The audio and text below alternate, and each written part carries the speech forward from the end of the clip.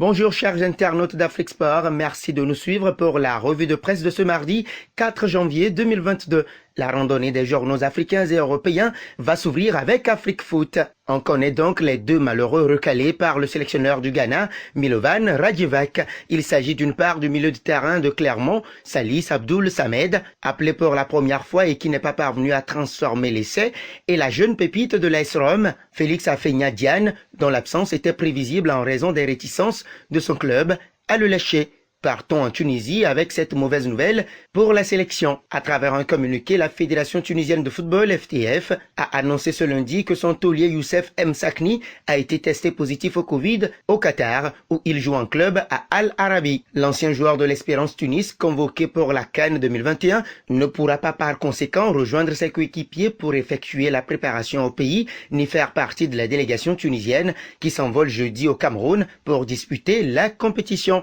Un tour justement au Cameroun avec le désir fou du Maroc, avec Camfoot. Habitué à recevoir des adversaires qui souffrent tous des migraines ou de l'indigestion quelques heures avant les matchs, la délégation du Maroc a décidé que tous les cuisiniers de leur hôtel à Yaoundé, où ils logent, doivent quitter leur poste, ainsi que les préposés au nettoyage. Dans leur bagage, ils avaient prévu tout le nécessaire à manger, à boire, et même leurs rejets seront ramenés au bercail. Un petit détour en Algérie pour parler du prêt de Darfalou en Hollande. DZ Foot informe que l'attaquant international algérien Oussama a changé de club pour essayer d'avoir du temps de jeu en deuxième moitié de saison. L'ancien buteur de l'USM Alger, précise le média en ligne algérien, a été prêté par son équipe Vitesse à PEC Zwolle jusqu'à la fin de la saison. Avant notre départ pour le vieux continent, le 360 degrés Sport revient sur Romain Saïs et Wolverhampton qui dominent Manchester United en clôture de la 21e journée de Premier League lundi. Romain Saïs, avant de partir à la CAN avec le Maroc,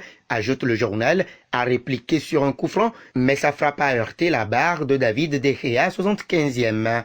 C'est la France qui nous ouvre ses portes pour la première escale européenne.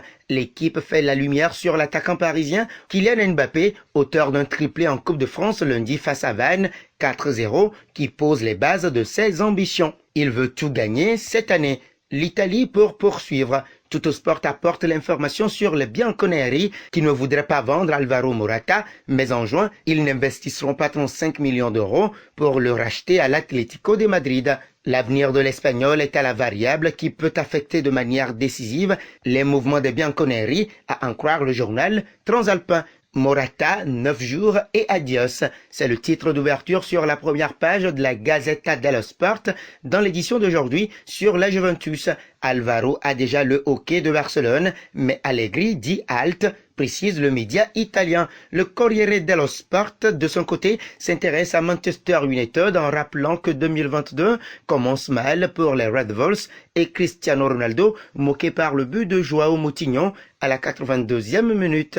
C'est l'inquiétude en Espagne pour le FC Barcelone et nous y sommes avec AS. À en croire le journal ibérique, le club catalan a annoncé ce lundi soir que deux de ses joueurs, la nouvelle recrue Ferran Torres et le milieu de terrain Pedri, avaient été testés positifs au Covid-19 et placés à l'isolement à leur domicile. Mundo Deportivo sur sa couverture souligne la présentation de Ferran Torres en tant que nouveau membre de l'équipe première du Barça et ses déclarations lors de sa signature. Également que Ferran Torres et Pedri ont été testés positifs au Covid. Sport a préféré se calquer sur le message de Juan Laporta aux supporters, estimant qu'il est le président le plus communicant de l'histoire récente du Barça et qu'il génère l'illusion parmi sa légion de fidèles.